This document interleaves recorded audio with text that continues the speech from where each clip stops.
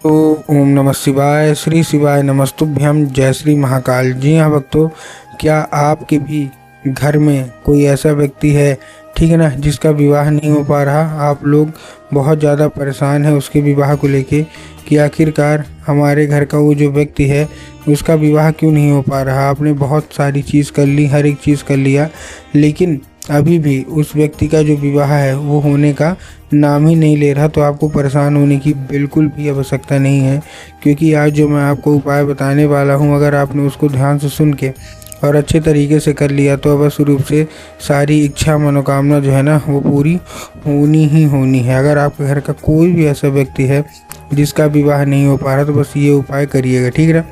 ये उपाय करना कैसे, देखिए आपको भी पता है कि पूज्य गुरुदेव की जो कथा होती है उसमें लाखों की भीड़ आती है। कैसे भीड़ आती है? लाखों की भीड़ आती है। और जब गुरुदेव की कथा में लाखों की भीड़ आती है तो वह ज़्यादातर जो भक्त होते हैं वो क्या करते हैं, पत्र के द्वारा अपनी इच्छा और अपनी मनोकामना जो होती है ना वो गुरुदेव तक पहुंचाते हैं। तो अभी गुरुदेव की कथा चल रही थी, आज से 4 से 5 महीना पहले की बात है। गुरुदेव की कथा चल रही थी और गुरुदेव की कथा में लाखों की भीड़ आई। अब जब गुरुदेव की कथा में लाखों की भीड़ आई तो वहाँ ज़्यादातर जो भक्त थे उन्होंने क्या किया, पत्र के द्वारा अपनी इच्छा मनोकामना जो थी ना वो गुरुदेव तक पहुँचाई। अब जैसे ही गुरुदेव के पास पत्र पहुँचा और गुरुदेव ने पत्र पढ़ा तो वहाँ गुरुदेव ने देखा कि ज़्यादातर जो भक्त हैं उनकी एक ही मनोकामना है कि गुरुदेव हमारे घर का एक व्यक्ति है, इसका मतलब विवाह नहीं हो पा रहा। हम लोग बहुत ज़्यादा परेशान हैं इसके विवाह को लेके कि आखिरकार हमारे घर का ये जो व्यक्ति है इसका विवाह क्यों नहीं हो पा रहा। हमने बहुत ज़्यादा पंडितों को दिखाया, बहुत ज़्यादा कुंडली मिलवाई, हर एक चीज़ करवा लिया, लेकिन फिर भी जो है ना वो विवाह नहीं हो पा रहा। कृपया करके कोई उपाय बता दें।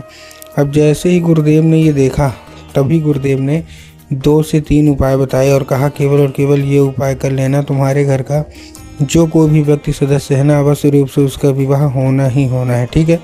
ये था कौन सा, अब ठीक ना, पूरा उपाय। अब जैसे ही गुरुदेव ने उपाय बताया तो लोगों ने जा जाके इस उपाय को घर में करना शुरू कर दिया।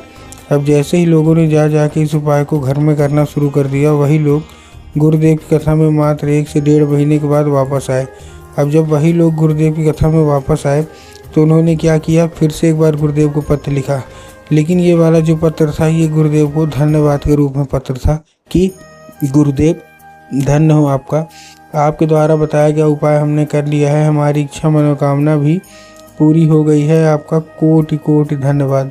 तो देखिए जो लोग भी मेरी आवाज़ अभी सुन रहे हैं ना, अगर आपको भी जानना है कि आखिर ऐसा कौन सा उपाय है जिसको करने मात्र से इच्छा मनोकामना जो है वो पूरी हो जाती है, तो चलिए हम बताते हैं आपको आज की इस वीडियो के माध्यम से कि आपको करना क्या है। तो बस उपाय ध्यान से सुन के अच्छे से करिएगा ज़रूर। तो देखिए जो हमारा सबसे पहला उपाय है, इस उपाय में आपको करना क्या है, जो हमारा सबसे पहला उपाय है इस उपाय में सबसे पहले आपको एक काम करना है, 3 काली मिर्च लेना है और 3 काली मिर्च के साथ साथ आपको चाहिए 1 धतूरा, ठीक। तो 3 काली मिर्च ले लिया, साथ में 1 धतूरा ले लिया, ठीक है।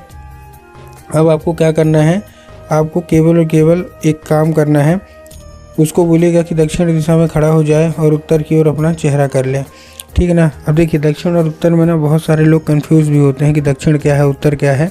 तब गुरुदेव ने साफ साफ बताया है कि आप जिस भी शिव मंदिर जा रहे हैं उस शिव मंदिर का जिधर साइड जलाधारी हो उधर साइड आपको अपना चेहरा करके खड़े हो जाना है, ठीक। खड़े हो गए, खड़े होने के बाद आपको क्या करना है, एक नाम लेके, कौन सा, महादेव का बहुत ही सुंदर सा नाम है श्रम्भेश्वर महादेव।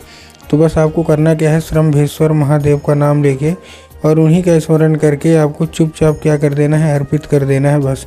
पूज्य गुरुदेव कहते हैं कि अगर आपने ऐसा कर लिया तो अवश्य रूप से इच्छा मनोकामना जो है वो पूरी होनी ही होनी है, ठीक है। ये था कौन सा, ये था हमारा पहला उपाय। अब हम चलते हैं अपने दूसरे उपाय की ओर।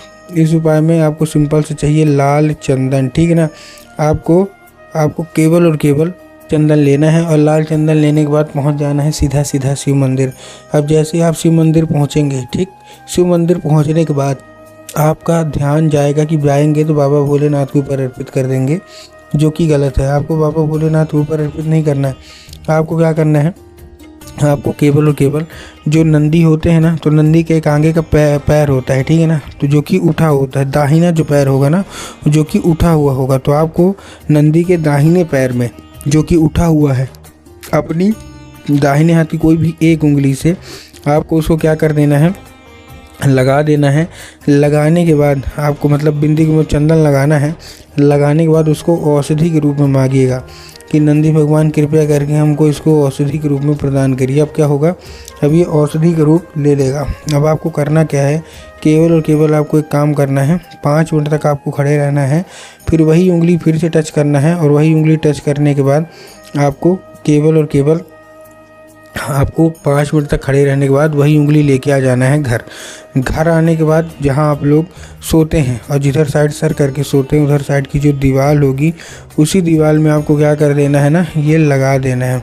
पूज्य गुरुदेव कहते हैं कि अगर आपने ऐसा कर लिया ना तो आप खुद ही देखेंगे कि अवश्य रूप से उस चंदन के जरिए स्वयं जो हमारे नंदेश्वर महादेव हैं वो आपके घर में प्रवेश करेंगे और आपका मन चाहा विवाह होगा ही होगा। ठीक है, अब ये था कौन सा, ये था दूसरा उपाय। अब हम चलते हैं अपने तीसरे और आखिरी उपाय की ओर। अब तीसरा और आखिरी जो हमारा उपाय है, इस उपाय में आपको थोड़ा सा लेना है कच्चा दूध। ठीक ना, कच्चा दूध ले लिया। कच्चा दूध लेने के बाद आपको पहुंचना है कहाँ, सीधा सीधा आपको एक काम करके पहुंचना है कहाँ, बरगद के पेड़ के नीचे। तो ठीक ना, कच्चा दूध लेके बरगद के पेड़ के नीचे पहुंच गए। बरगद के पेड़ के नीचे पहुंचने के बाद आपको केवल एक काम करना है, आपको बरगद की पेड़ की 3 बार परिक्रमा करना है। ठीक है ना, क्या करना है, 3 बार परिक्रमा करना है, और परिक्रमा करते करते जो कोई भी दिक्कत समस्या है वो बोलते रहना है। ठीक, बोल दिए। बोलने के बाद आपको करना क्या है, जैसे आपने बोला, बोलने के बाद आपको उसको मतलब बोलने के बाद बटकेश्वर महादेव का नाम लेकर उन्हीं का स्मरण करके आपको चुपचाप क्या कर देना है, अर्पित कर देना है। ठीक, बस। पूज्य गुरुदेव कहते हैं कि अगर आपने बटकेश्वर महादेव का नाम लेके और उन्हीं का स्मरण करके आपने अर्पित किया तो अवश्य रूप से इच्छा मनोकामना जो है वो पूरी होनी ही होनी है। तो उम्मीद करता हूँ आज के सारे उपाय समझ में आ गए होंगे आपको।